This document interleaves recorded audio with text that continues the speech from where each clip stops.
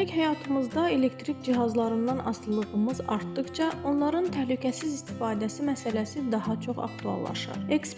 Ekspertlər xəbərdarlıq edir ki, bəzi cihazları istifadədən sonra belə cəryan mənbəyinə qoşulu saxlamaq həm yanğın riskini artırır, həm də ciddi enerji israfına səbəb olur. Gəncəğazın mövzu ilə bağlı apardığı araşdırma hansı avadanlıqların elektrik şəbəkəsindən ayrılmasının vacibliyini ortaya qoyur. Mütəxəssislərin fikrincə istifadə edilmədikdə belə cəryanda qoşulu buraxılması ciddi təhlükə yaradan cihazlar aşağıdakılardır: ütülər, elektrik cihazları, mikrodalğa sobalar, su qızdırıcıları. Bu növ avadanlıqların elektron komponentləri istifadə olunmasa da cəryanda qalmaqla həddindən artıq isinə bilər. Bu da birbaşa yanğın riski deməkdir. Təkcə yüksək güclü cihazlar deyil, gözləmə rejimində qalan texnikada diqqət tələb edir. Kompüterlər, televizorlar, kondisionerlər və digər məişət texnikası istifadə edilmədikdə cəryanda qalaraq enerji itirir. Bu vəziyyət xalq arasında vampir enerji çəkişi adlanır və nəticədə elektrik xərclərinin artmasına səbəb olur. Cihazın ömrünü qısaldır. Davamlı cəryan altında qalmaqla mikro qısa qapanma riskini artırır. Ekspertlər həm təhlükəsizliyini təmin etmək, həm də elektrik xərclərini